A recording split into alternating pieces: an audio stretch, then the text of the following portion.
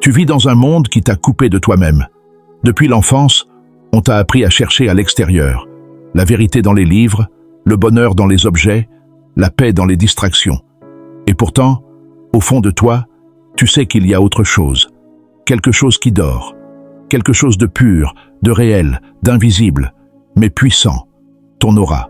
Mais cette aura, cette lumière intérieure, a été étouffée, non pas par le hasard. Elle a été volontairement effacée, rejetée, réduite au silence. Et parmi les rares à avoir tenté de la réveiller, il y avait un homme seul contre tous, un homme dont la pensée brûle encore dans les cendres du silence. Baruch Spinoza. Tu n'as probablement entendu que son nom, ou peut-être rien du tout. C'est normal. On l'a effacé des récits. On a réduit son message à une philosophie sèche, incomprise, intellectualisée à l'extrême. Mais ce que Spinoza disait, ce qu'il montrait, c'était une voie directe vers la puissance intérieure, vers la clarté, vers cette aura que tu sens parfois, sans la voir. Spinoza n'était pas un philosophe comme les autres. Il ne voulait pas séduire les salons. Il ne cherchait pas à plaire aux puissants.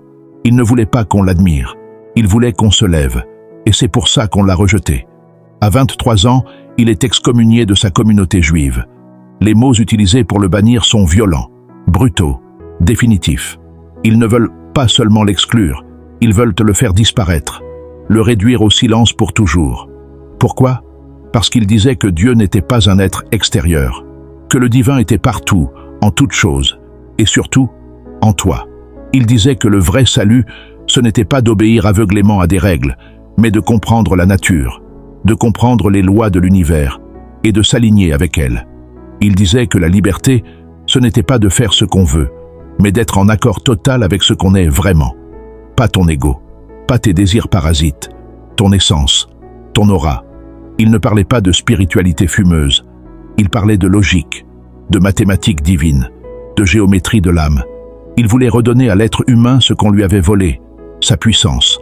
Mais le monde préfère l'obscurité à la lumière, car la lumière oblige à voir, elle oblige à changer, elle oblige à devenir responsable. Alors, Spinoza a été oublié, mis de côté, déformé. Il est devenu un philosophe parmi d'autres dans des manuels scolaires que personne ne lit. Mais il est temps de le réveiller. Et en le réveillant, tu vas réveiller une partie de toi. Une partie que tu avais laissée dormir, par fatigue, par habitude, par peur. Cette partie-là, c'est ta vraie force. Tu ne peux pas continuer à vivre dans la confusion, à te laisser emporter par tes émotions, tes pulsions, les regards des autres, les drames du monde. Tu as le droit d'être clair. Tu as le droit d'être stable. Tu as le droit d'être toi. Mais pour ça, il faut mourir à l'ancien monde. Il faut dire non aux mensonges. Il faut désapprendre. Et c'est exactement ce que Spinoza a fait. Il a désappris. Il a refusé de croire sans comprendre.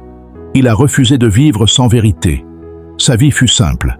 Il ne possédait rien. Il vivait dans une petite chambre, réparant des lentilles de verre pour survivre. Mais il voyait le monde avec une netteté que personne n'avait. Il avait traversé le brouillard. Spinoza disait que la plupart des humains ne sont pas libres. Ils sont esclaves de leur passion, de leur peur, de leur jugement, de leur ignorance. Et ils appellent ça vivre. Mais il y a une autre façon d'exister. Une façon puissante, lumineuse, apaisée. Une façon où tu ne subis plus, mais où tu comprends. Où tu ne fuis plus, mais où tu fais face. Où tu ne cherches plus à plaire, mais à être. Pour Spinoza, Dieu n'est pas un juge, un roi ou un maître. Dieu, c'est la nature elle-même. C'est l'ordre des choses. C'est la logique absolue de l'univers. Et en comprenant cette logique, tu t'en rapproches. Tu redeviens divin. Tu redeviens lumière. Mais attention, ce n'est pas une lumière qui flatte ton ego. Ce n'est pas une lumière spectaculaire, criarde. C'est une lumière silencieuse, calme, stable. Une lumière qui ne dépend pas de l'extérieur. Une lumière qui émane de toi, ton aura. Cette aura, elle est là quand tu es aligné. Quand tes pensées, tes émotions, tes actes sont en cohérence. Quand tu ne triches plus. Quand tu ne joues plus un rôle. Quand tu regardes la réalité en face, sans fuite, sans filtre, sans peur. Mais atteindre cet état demande un effort. Pas un effort brutal, pas une lutte contre toi-même. Un effort de compréhension, un effort de lucidité, un effort de vérité. Spinoza disait que la vraie connaissance libère, pas parce qu'elle donne des réponses faciles, mais parce qu'elle te fait voir clairement. Et quand tu vois, tu ne souffres plus inutilement. Tu ne réagis plus comme un automate. Tu agis, tu choisis, tu deviens cause de toi-même. Et c'est là que ton aura commence à briller. Elle ne se voit pas avec les yeux, elle se sent. Elle se manifeste dans ta présence, dans ta façon de marcher, de parler, de regarder. Elle transforme l'atmosphère autour de toi. Elle impacte, elle élève, elle guérit. Mais cette aura n'est pas donnée. Elle se construit, elle se mérite. Elle se cultive par la connaissance, la maîtrise, la vérité. Elle ne supporte pas le mensonge, la superficialité, la distraction. Regarde autour de toi. Le monde est rempli d'êtres éteints. Ils ont des corps, des vêtements, des voitures, mais ils sont vides, parce qu'ils ne sont pas en contact avec leur essence. Ils ont oublié. On leur a appris à avoir, jamais à être. Toi, tu vas te rappeler, tu vas redevenir flamme, non pas en criant, non pas en te rebellant dans le chaos, mais en te redressant intérieurement, en refusant de mentir, en refusant de suivre les foules, en redevenant un avec la nature, un avec la raison, un avec toi-même. Voilà ce que Spinoza appelait la béatitude. Pas un bonheur passager, pas une émotion qui vient et repart. Une joie profonde, stable, solide. Une joie née de la compréhension. Une joie née de l'unité retrouvée. Tu es ici pour ça. Pas pour consommer, pas pour suivre, pas pour obéir à des modèles creux. Tu es ici pour comprendre, pour voir, pour devenir. Et dans cette quête, Spinoza est un guide. Pas un maître, pas un gourou, un frère d'âme, un homme qui a marché seul, dans l'obscurité, pour trouver la lumière, et qui l'a trouvée, pas dans les nuages, pas dans des rêves, dans le réel, dans le silence, dans la rigueur, dans l'amour de la vérité. Cet amour-là, rien ne peut le détruire, pas la peur, pas l'exclusion, pas la solitude, car cet amour est la vérité elle-même, et la vérité est éternelle. Tu crois peut-être encore que ton passé te définit, que ton histoire, tes blessures, tes erreurs sont une prison. Tu crois peut-être que tu es brisé, mais ce n'est pas vrai. Tu es seulement couvert de poussière. Ton essence est intacte, ton aura est intacte. Elle attend que tu la découvres. Spinoza disait que le mal n'existe pas en soi. Le mal, c'est seulement ce que nous ne comprenons pas encore, ce que nous ne savons pas utiliser pour grandir, ce qui nous dévie de notre puissance. Ce que nous appelons mal est souvent ignorance, et cette ignorance nous rend esclaves. Tu n'es pas condamné à subir ta vie. Tu n'es pas une victime du destin. Tu es une partie vivante d'un tout infini. Et ce tout ne t'écrase pas, il t'habite. Tu es un fragment de l'univers, un fragment conscient. Et ta conscience est le feu sacré. Mais tant que tu crois que tu es séparé du monde, tu souffres.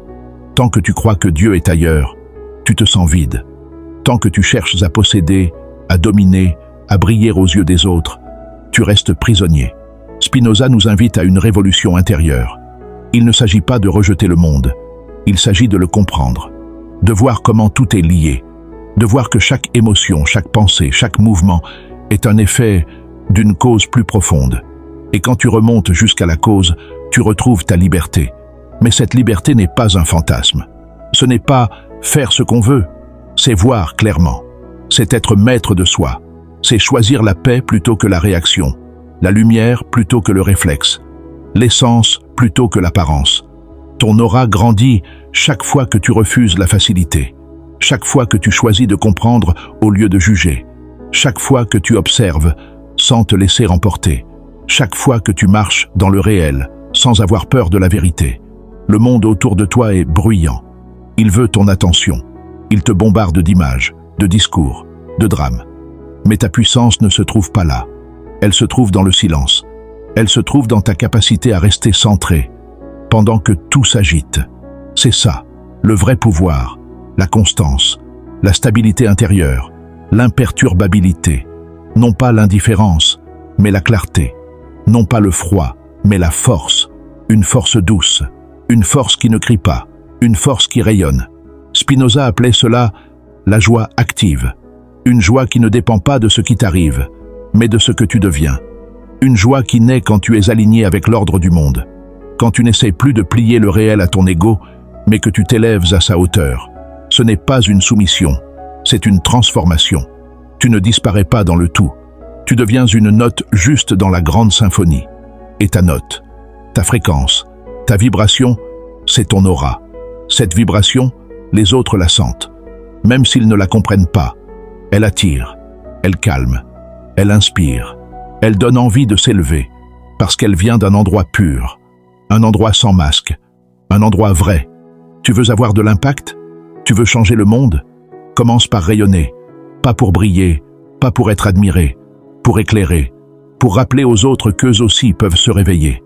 La vérité oubliée de Spinoza, c'est que la philosophie n'est pas un exercice intellectuel, c'est un art de vivre, un chemin vers la puissance, une méthode pour sortir du brouillard, une arme contre la passivité.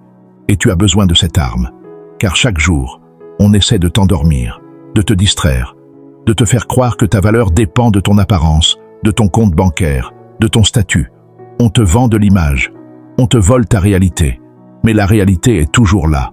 Elle ne bouge pas, elle attend que tu la regardes, que tu reviennes à elle, que tu cesses de fuir, que tu acceptes ce qui est, pour pouvoir le transformer de l'intérieur. Il ne s'agit pas de tout accepter sans rien faire. Il s'agit d'accepter pour agir juste, pour ne pas te battre contre des illusions, pour ne pas gaspiller ton énergie dans des guerres inutiles. Spinoza ne disait pas de tout supporter. Il disait « comprends d'abord, et ensuite, tu sauras quoi faire. Tu sauras comment agir avec puissance, avec discernement, avec amour. » Oui, amour. L'amour chez Spinoza n'est pas une émotion romantique. C'est la perception lucide de la connexion entre les êtres. C'est le regard qui voit l'unité derrière les formes. C'est la joie de reconnaître l'autre comme une expression du même tout. Et quand tu aimes ainsi, ton aura devient immense. Tu n'as plus besoin d'imposer. Tu n'as plus besoin de convaincre. Ta simple présence devient transformation, car elle vibre au rythme de la vérité. Voilà pourquoi Spinoza dérangeait, parce qu'il proposait un chemin direct vers la lumière, sans prêtre, sans rituel, sans hiérarchie. Juste toi, ta raison, ton expérience, ta nature. C'est tout, et c'est suffisant. Mais le monde n'aime pas ce qui est suffisant. Il préfère le complexe, le spectaculaire, le marché de la peur. Parce qu'un être autonome ne consomme pas. Il ne se laisse pas dominer. Il n'a pas besoin d'être rassuré. Il est libre. Toi aussi tu peux l'être. Tu dois l'être. Pas pour toi seulement, mais pour ceux qui t'entourent. Car plus tu es libre, plus tu rends possible la liberté autour de toi. Plus ton aura s'éveille, plus elle éveille les autres. Ce n'est pas un rêve. C'est une réalité oubliée. Une réalité que Spinoza a décrite avec des mots simples, profonds, indestructibles. Des mots qui percent à travers les siècles. Des mots qui brûlent encore, si tu sais les entendre. Et maintenant, tu les entends. Tu sens en toi quelque chose qui s'ouvre, quelque chose qui s'aligne. Tu sens que tu n'as plus besoin de courir. Tu sens que tout ce que tu cherches est déjà là, enfoui sous les couches, et qu'il suffit de dégager la lumière. Ce que tu ressens, c'est ton aura. Et ce qu'elle te dit, c'est « avance ».